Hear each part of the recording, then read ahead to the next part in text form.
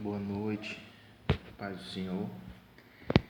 Eu vim gravar esse vídeo aqui trazendo uma palavra da parte do Senhor nosso Deus, que se encontra no livro de Deuteronômio, Antigo Testamento, capítulo 34, do verso 1. Diz assim: Então subiu Moisés das campinas de Moabe ao monte Nebo, ao cume de Pisga, que está defronte a Jericó. E o Senhor mostrou-lhe toda a terra, desde Gileade até Dan, e todo Naphtali, e a terra de Efraim e Manassés, e toda a terra de Judá, até o mar último, e o sul e a campina do vale de Jericó, e a cidade das palmeiras até Zoar. E disse o Senhor: Esta é a terra de que jurei a Abraão, Isaque e Jacó, dizendo: A tua semente a darei, mostro-te para veres com os teus olhos, porém para lá não passarás. Assim morreu ali Moisés, servo do Senhor, na terra de Moabe, conforme o Senhor tinha dito. Louvado seja o nome do Senhor. Queria trazer uma rápida reflexão. Esse povo de Israel, ele recebeu promessas do Senhor, promessas terrestres, promessas aqui da terra. A palavra do Senhor vai dizer que o Antigo Testamento é sombra das coisas futuras. Israel era sombra da igreja. Israel aqui reflete a igreja. A Bíblia vai falar aqui que já próximo da morte de Moisés, Deus manda Moisés subir no monte. O povo de Deus, que passaram 400 anos escravo no Egito, 40 anos no deserto, nesta caminhada para chegar à cidade, à terra prometida, a terra que Deus dizia que manava leite e mel, uma terra fértil, passar 400 anos de escravidão para chegar a esta terra prometida. E a Bíblia diz que Deus manda Moisés subir nesse monte chamado Monte Nebo, também é conhecido como Monte Abarim, que eles não tinham passado ainda o Rio Jordão. Este monte é do lado leste do Rio Jordão.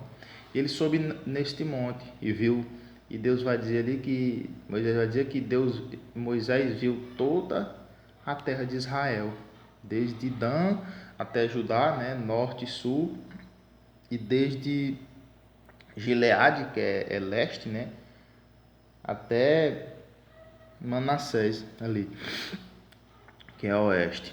Então Moisés vê toda aquela terra que ele já vem escutando dos seus pais, dos seus avós, naquela terra que estava prometida para os israelitas. Então Moisés ele teve aquela visão. Tem turistas hoje em Israel que diz que realmente deste monte chamado Pisga, que ele subiu, em épocas do ano que o céu está limpo, se vê todo Israel.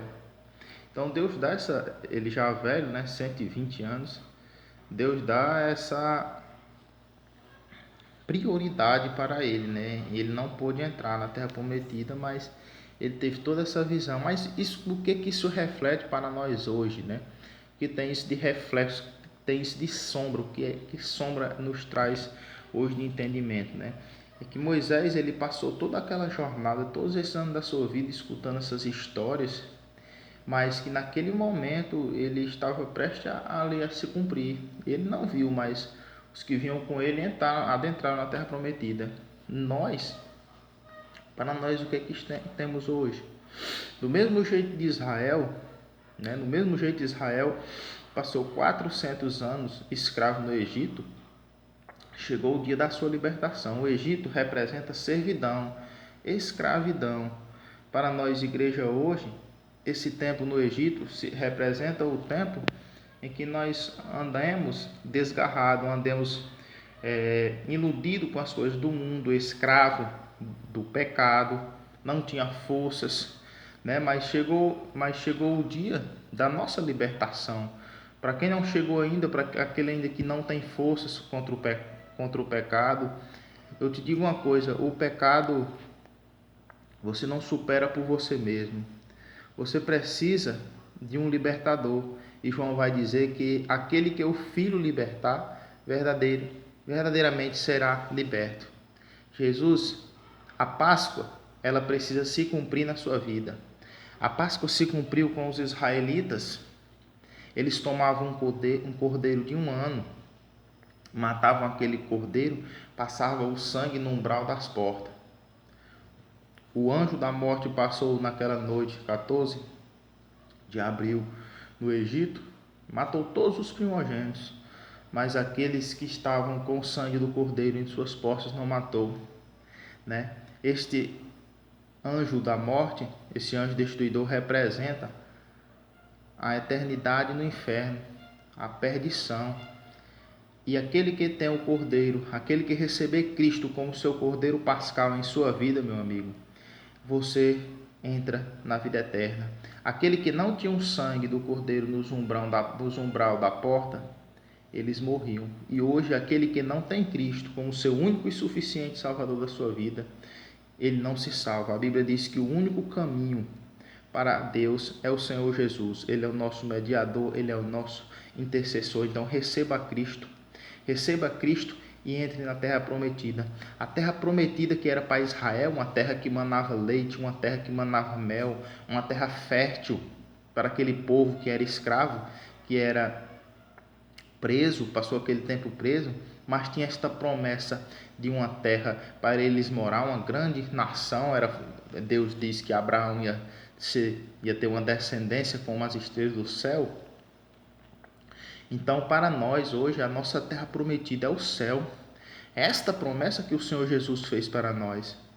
Ele diz que ele ia para o Pai, mas que ia preparar lugar. Está lá em João 14. Ele ia para o Pai, mas ia preparar lugar e voltaria outra vez para levar todos aqueles que crescem com ele para morar no céu. João 3,16, um versículo conhecido, vai dizer: porque Deus amou o mundo de tal maneira que deu o seu único Filho, para todo aquele que nele crê não pereça, mas tenha a vida eterna. A nossa promessa não são bênçãos materiais. Para Israel, as bênçãos eram materiais, as bênçãos eram terrenas, mas nós não somos mais sombra, nós vivemos na plenitude da luz. O Senhor Jesus Cristo veio, passou a sombra. As bênçãos para nós, igreja, meu irmão, são bênçãos espirituais. Sim, nós vivemos, Deus ele nos faz viver uma vida aqui também confortável, mas o principal é o espiritual. Você que coloca a sua vida financeira, o seu bem-estar aqui na terra em primeiro lugar do que a palavra de Deus, meu amigo, eu vou dizer para você que você não está indo pelas palavras de Jesus. Buscai primeiro o reino de Deus e a sua justiça, e todas essas coisas vos serão acrescentadas. A vida eterna é uma promessa. E da mesma forma que Moisés subiu naquele monte e viu toda a promessa, toda a terra de Israel que foi prometida há tantos anos a Abraão, Isaque e Jacó, né? Nós estamos neste monte hoje, meu amigo, meu irmão. Nós estamos vendo as profecias se cumprindo. Nós estamos vivendo, meu irmão, no ápice, ou seja, no cume. Nós estamos vendo aí tudo se cumprindo. Nós estamos vendo a vida eterna já às portas. Jesus está às portas. Ele diz: olha, eis que estou à porta e bato. Aquele que abrir, eu entrarei e cearei com ele e ele comigo. Não há mais tempo, meus irmãos. Pestes, terremotos estão acontecendo, estão aumentando grandiosamente. O amor se esfriou. As pessoas dão mais valor às coisas do que às pessoas. Esta doença aí está causando um terror. É verdade esta doença. Muitas pessoas ainda vão morrer, mas a palavra do Senhor nos mostra que quando nós vemos, Jesus diz: olha, quando vocês verem todos esses sinais acontecerem, que sinais são esses? Fome, pestes, doenças, que não tem cura, terremotos em vários lugares, nação se levantando contra nação, reino contra reino, guerra e rumores de guerra, né? Rumores, está acontecendo muitos rumores, mas a guerra ainda está por vir. Ela vai vir, essa terceira guerra mundial, ela vai vir. Não vai muitos anos não, mas nós já estamos vivendo o que Jesus chamou de princípio das dores. Nós estamos vivendo esse momento para entrarmos no momento da grande tribulação. Vai chegar esse momento, meus irmãos. Mas Jesus diz, é necessário que tudo isso aconteça. Vai se levantar, a Bíblia nos mostra, a Bíblia nos ensina, o mistério da palavra nos ensina que vai se levantar um homem no mundo para solucionar os problemas do mundo. Ele vai parecer ser um grande homem com um discurso de paz. E esse homem está prestes a se levantar. E todo mundo vai acreditar nele. Mas a Bíblia chama este homem de anticristo, anti-messias. A Bíblia diz que ele vai impor um sistema de governo para as pessoas. Um sistema monetário. E todo aquele que não aceitar esse sistema, ele vai ser perseguido. Ele vai ser morto. Aí ele vai perseguir a igreja de Deus. Então, meus irmãos, e a Bíblia diz que aquele que aceitar esse sistema não vai ter mais parte com Deus. Está cortado do plano de Deus. Então nós já estamos neste monte, é para que nós venhamos nos alegrar, é motivo para que nós venhamos buscar mais o Senhor, dar mais espaço ao Senhor. A Bíblia, lá em Josué, Deus, depois que ele toma o lugar de Moisés, né? Moisés já morto, ele vai guiar Israel.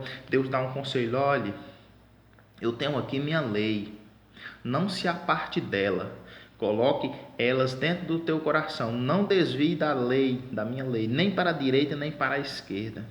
A nossa instrução de vida, meus irmãos, está na palavra de Deus. Nosso discernimento correto, a maneira de andar, está na palavra de Deus.